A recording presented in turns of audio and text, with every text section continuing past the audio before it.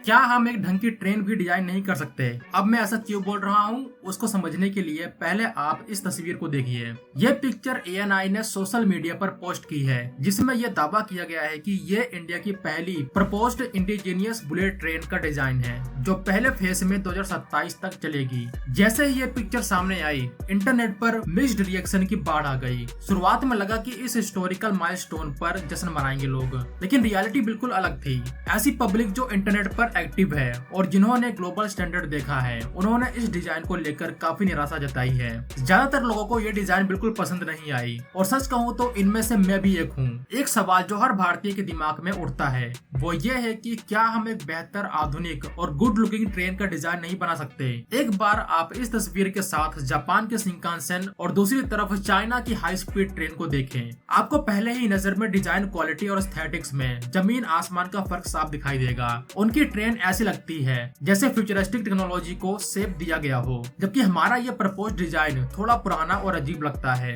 अगर हम बाहर की ट्रेन को भारत की आने वाली सबसे एडवांस ट्रेन से कंपेयर करें तो निराशा होना लाजमी है।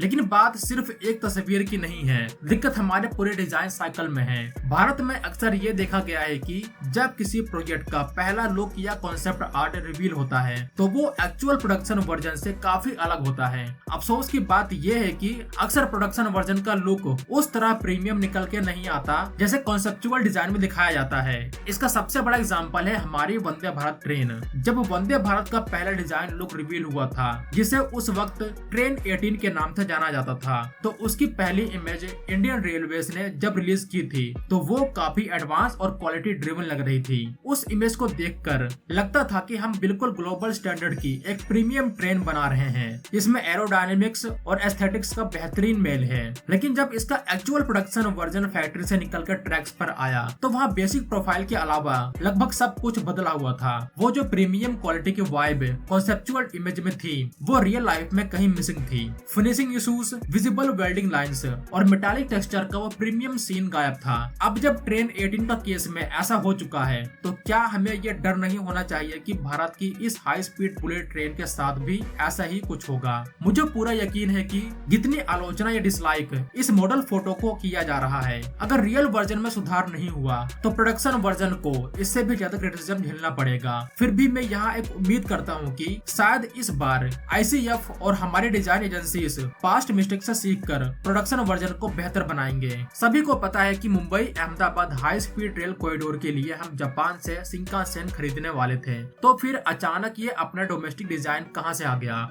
इंडिया अभी जापान से शिंकानसेन क्यों नहीं खरीद रहा, उसके पीछे एक बेहद कॉम्प्लेक्स और टेक्निकल वजह है। अगर आपने मेरी पुरानी वीडियोस नहीं देखी हैं, तो मैं आपको शॉर्ट में समझा देता हूँ। जब हमने 2017 में मुंबई अहमदाबाद बुलेट ट्रेन का फाउंडेशन स्टोन रखा, तब हमने जापान से उनकी सबसे advance E5 series Shinkansen order करने का फैसला किया था। उस दौर में E5 सीरीज दुनिया की सबसे बेहतरीन और सेफ हाई स्पीड ट्रेन मानी जाती थी। प्लान बिल्कुल साफ और सिंपल था कि साल 2022-23 तक इस कॉरिडोर को पूरा कर लिया जाएगा और E5 ट्रेन भारत की धरती पर दौड़ेगी। लेकिन रियल वर्ल्ड एग्जीक्यूशन इतना आसान नहीं होता। लैंड एक्विजिशन के मुद्दे, लीगल बैटल्स और ब्यूरोक्रेटिक डिले की वजह से यह प्रोजेक्ट सालों के लिए टलता चला गया।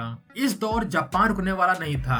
जापान की ईस्ट जापान रेलवे कंपनी और हिताची कावासाकी जैसे जायंट्स अपनी अगली पीढ़ी की शिंकानसेन यानी E10 सीरीज पर तेजी से काम कर रहे थे, जिसे अल्फा एक्स के प्रोटोटाइप के रूप में टेस्ट किया जा रहा था। ये नई ट्रेन स्पीड, स्टेबिलिटी और नॉइस रिडक्शन के मामले में E5 से काफी आगे निकल चुकी थी। इसका प्रोटोटाइप टेस्टिंग के दौरान 400 किलोमीटर पर आवर की टॉप स्पीड को टच कर रहा था। इंडियन गवर्नमेंट ने जब ये देखा तो उन्होंने सोचा कि जब प्रोजेक्ट इतना डिले हो ही चुका है तो क्यों न हम पुरानी टेक्नोलॉजी के बजाय इस बिल्कुल नई और फ्यूचरिस्टिक E10 सीरीज की तरफ जाएं। इसी स्ट्रेटेजिक सोच के साथ हमने जापान के साथ E5 की बात को आगे बढ़ाकर E10 की डील की तरफ रुख किया।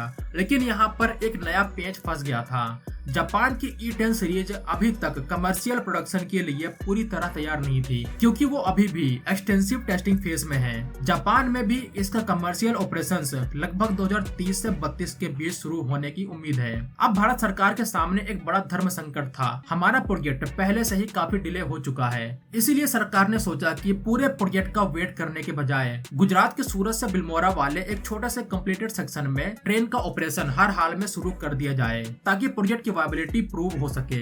बाकी बचा हुआ पूरा कॉरिडोर 2030 तक या उसके बाद कंप्लीट होता रहेगा, जब जापान से E10 ट्रेन मिलना शुरू होंगी। अब सवाल ये था कि 2027 तक चलाने के लिए ट्रेन कहां से आएगी, क्योंकि जापान 2027 तक हमें E10 डिलीवर नहीं कर सकता था। इसी डेडलॉक को तोड़ने के लिए भारत सरकार ने इंडियन रेलवेज को आदेश दिया कि तुम खुद एक ऐसी हाई स्पीड ट्रेन डिजाइन और मैन्युफैक्चर करो जो कम से कम 250 से 280 किलोमीटर प्रति घंटे की ऑपरेशनल स्पीड को टच कर सके। इंडियन रेलवेज ने इस चुनौती को स्वीकार किया और BEML, ICF और IIT जैसे प्रीमियम इंस्टीट्यूट्स के साथ मिलकर इस इंडिजीनियस हाई स्पीड ट्रेन पर काम शुरू किया, जिसे कोड नेम दिया गया B28 यानी भारत 28। तो जो आप इस समय सोशल मीडिया पर डिजाइन देख रहे हैं वो दरअसल इसी B28 प्रोजेक्ट का एक अर्ली डिजाइन कॉन्सेप्ट है। अभी मैं इसको अनऑफिशियल इसलिए कह रहा हूँ क्योंकि ये कोई रेलवे मिनिस्ट्री का फॉर्मल प्रेस रिलीज नहीं था, बल्कि ENI ने इंडियन रेलवेज के किसी टॉप ऑफिशियल के ऑफिस में टंगी हुई एक ऑपरेशनल फ्रेमवर्क फोटो को ट्वीट किया है। हो सकता है कि किसी हाई लेवल मीटिंग के दौरान यह पिक्चर क्लिक की गई हो और वहां से ये लीक होकर जनता के सामने आई हो। अगर हम इस वायरल फोटो को एक जेन्युइन डिजाइन बेस मानकर चले तो इसका बारीकी से एनालिसिस करना बेहद जरूरी है। पहली नजर में इस ट्रेन का जो ऊपर वाला प्रोफाइल है यानी कॉकपिट एरिया, वो काफी हद तक जापान की E5 शिंकानसेन से इंस्पायर लगता है। इसमें वही लॉन्ग स्टीम लाइन कर्व देने की कोशिश की गई है जो हाई स्पीड ट्रेन में एयर रेजिस्टेंस को कम करने के लिए जरूरी होता है। लेकिन मेरी सबसे बड़ी दिक्कत इस ट्रेन के नोज डिजाइन से है। अगर आप इस फोटो को थोड़ा सा जूम करके ध्यान से देखें तो इसका नोज एक कार्टूनिश वाइब देता है। ऐसा लगता है कि जैसे डिजाइनर ने एरोडायनामिक एफिशिएंसी बढ़ाने के लिए नोज को लंबा तो करना चाहा, लेकिन अचानक स्पेस या प्रोपोर्शन की कमी की वजह से उसको बीच में ही दबा दिया। हाई स्पीड रेल इंजीनियरिंग में नोज की लंबाई और उसका कर्व सिर्फ लुक के लिए नहीं होता, बल्कि इसका गहरा साइंटिफिक रीजन होता है, जिसे हम micro pressure wave transient phenomena कहते हैं। जब एक ट्रेन 250 से 300 किलोमीटर प्रति घंटे की रफ्तार से किसी नैरो टनल में एंटर करती है तो उसके सामने की हवा कंप्रेस हो जाती है और टनल के दूसरे एंड पर एक बूम साउंड यानी धमाका पैदा करती है, जिससे टनल बूम कहते हैं। इस स्ट्रक्चर शॉक और नॉइज से बचने के लिए नोज का बेहद लंबा और स्लोपिंग होना जरूरी है। इस इमेज से जो दिखाई दे रहा है उससे लगता है कि इसका नोज काफी छोटा है, यहाँ तक कि यह हमारे देश की दिल्ली मेरठ RRTS ट्रेन यानी नमो भारत के नोज जितना या उससे भी छोटा हो सकता है। एक 280 किलोमीटर प्रति घंटे रफ्तार वाली ट्रेन के लिए इतना छोटा नोज इंजीनियरिंग के हिसाब से काफी सवाल खड़े करता है। हालांकि इसका डेफिनेटिव साइड प्रोफाइल व्यू सामने आने पर ही हम रियल प्रोपोर्शन का अंदाजा लगा पाएंगे, लेकिन जो प्रिलिमिनरी विजुअल सामने आया है वो डिजाइन एस्थेटिक के मामले में निराश करता है। अगर हम ट्रेन के इंटीरियर की बात करें तो यहाँ हमें थोड़ी राहत मिलती है। भारत ने पिछले कुछ सालों में ट्रेन इंटीरियर्स के मामले में कमाल कर दिया है। वंदे भारत एक्सप्रेस के प्रीमियम चेयर कार्स हो या हाल ही में सामने आए वंदे भारत स्लीपर के कोचेस, उनके interior design, colour palette, ergonomics और लाइटिंग सच में वर्ल्ड क्लास और शानदार हैं। हम अंदर से तो ट्रेन को एक लग्जरियस होटल जैसा लुक दे देते हैं, लेकिन दिक्कत वहीं आकर फंस जाती है। हमारा एक्सटर्नल डिजाइन और उसकी फाइनल मैन्युफैक्चरिंग फिनिश हमेशा इंटरनेशनल बेंचमार्क से पीछे छूट जाती है। अब हमें इस मुद्दे की गहराई तक जाना होगा। आखिर ऐसा क्यों है कि इतना बड़ा इंजीनियरिंग पावर हाउस होने के बाद भी भारत एक्सटर्नल इंडस्ट्रियल डिजाइन और एस्थेटिक्स की फील्ड में लगभग हर बार पिछड़ जाता है? इसको समझने के लिए हमें हमारे education system, structural engineering priorities और पब्लिक सेक्टर मैन्युफैक्चरिंग कल्चर को समझना होगा। IIT बॉम्बे के इंडस्ट्रियल डिजाइन सेंटर और यूरोपियन स्कूल ऑफ डिजाइन के कई रिसर्च पेपर्स ये साफ बताते हैं कि भारत में इंजीनियरिंग और एस्थेटिक्स को हमेशा दो अलग चीजों के रूप में देखा गया है। हमारे देश में इंजीनियरिंग का मतलब होता है फंक्शनल यूटिलिटी, यानी चलना चाहिए, मजबूत होना चाहिए और सस्ता होना चाहिए, जबकि डिजाइन का मतलब समझा जाता है डेकोरेशन, यानी जो काम इंजीनियरिंग पूरी करने के बाद ऊपर से रंग रोगन करने के लिए किया जाता है। यह सबसे बड़ी गलतफहमी है। जर्मनी की बाउहाउस फिलोसफी या जापान के मोनोजुकारी कॉन्सेप्ट के मुताबिक डिजाइन और इंजीनियरिंग एक ही कॉइन के दो पहलू हैं। हमारे देश में रिसर्च एंड डेवलपमेंट पर होने वाला खर्च ग्लोबली सबसे कम देशों में शामिल है। जब हम किसी प्रोजेक्ट का बजट बनाते हैं तो उसमें रोलिंग स्टॉक के स्ट्रक्चर, मेटल्स, प्रोपल्सर सिस्टम्स और ट्रैक अलाइनमेंट पे तो हजारों करोड़ खर्च किए जाते हैं, लेकिन एर्गोनॉमिक्स और इंडस्ट्रियल स्टाइलिंग के लिए एक छोटा सा माइक्रो बजट रखा जाता है। इसका नतीजा यह होता है कि हमारे इंजीनियर्स पब्लिक डोमेन में अवेलेबल पुराने स्ट्रक्चरल मोल्ड का इस्तेमाल करते हैं। जब इंटीग्रल कोच फैक्ट्री या BEML किसी ट्रेन को बनाती है तो उन पे सबसे बड़ा प्रेशर होता है कॉस्ट एफिशिएंसी और स्ट्रिक्ट डेडलाइंस एस्थेटिक्स को अक्सर एक लग्जरी समझा जाता है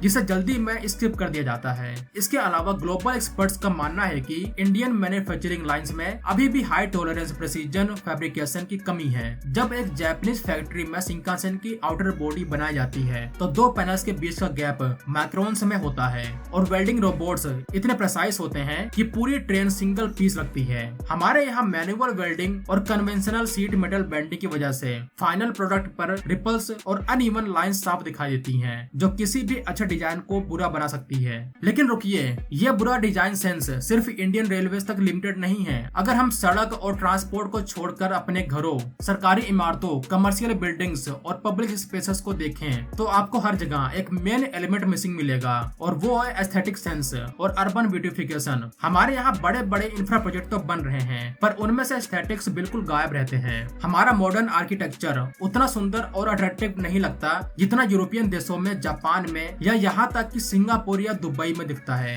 अगर हम दुनिया के बड़े शहरों का उदाहरण लें तो लंदन, पेरिस या टोक्यो जैसे शहरों में जब कोई नई बिल्डिंग या ब्रिज बनता है तो उसके लिए इंटरनेशनल डिजाइन कंपटीशन रखे जाते हैं। वहाँ सिर्फ सिविल इंजीनियर्स नहीं बल्कि अर्बन डिजाइनर्स, आर्टिस्ट और इन्वायरमेंटल साइकोलॉजिस्ट मिलकर काम करते हैं ताकि वो स्ट्रक्चर उस शहर की आइडेंटिटी बन सके। हमारे यहाँ क्या होता है, हमारे यहाँ एक रेक्टेंगुलर कंक्रीट का डब्बा खड़ा कर दिया जाता है जिसे हम बिल्डिंग कह देते हैं। इसका सबसे बड़ा और शानदार एग्जांपल है मुंबई के स्काईस्क्रैपर्स। मुंबई के पास एक बेहतरीन कोस्ट लाइन है और वहाँ दुनिया के कुछ सबसे ऊंचे और महंगे रेजिडेंशियल टावर्स खड़े हैं। लेकिन अगर आप उन स्काईस्क्रैपर्स का एक स्काईलाइन व्यू देखें तो उनमें से अधिकतर टावर्स बाहर से बिल्कुल अजीब और आउटडेटेड दिखते हैं। उनकी एक्सटीरियर डिजाइन क्वालिटी बिल्कुल फीकी लगती है। वो ऊंचे तो हैं पर उनकी बाहरी खूबसूरती पूरी तरह से गायब रहती है। वो देखने में ग्लास और कंक्रीट के बजाय डिब्बे लगते हैं जिनमें कोई आर्किटेक्चरल सोल नहीं होती। वहीं अगर आप न्यूयॉर्क, लंदन, पेरिस या संघाई के पुडोंग डिस्ट्रिक्ट के आइकॉनिक बिल्डिंग्स को देखें तो उनका हर एक कर्व और स्ट्रक्चर एक आर्ट पीस जैसा लगता है। हमारे यहाँ रियल एस्टेट डेवलपर्स और गवर्नमेंट डेवलपर अथॉरिटीज सिर्फ स्क्वायर फुटेज बेचने में इंटरेस्ट रखते हैं। एस्थेटिक्स पर ध्यान न देने के पीछे एक और बड़ा कारण हमारा पुअर मेंटेनेंस कल्चर है। हम ऐसी इमारतें और स्ट्रक्चर डिजाइन करते हैं जो नए में तो शायद थोड़े ठीक लगे पर दो मानसून झेलने के बाद उन पर पानी के धब्बे और काई जमने लगती है, क्योंकि डिजाइन फेस में वाटर ड्रेनेज और वेदरिंग एस्थेटिक्स पर कभी सोचा नहीं जाता।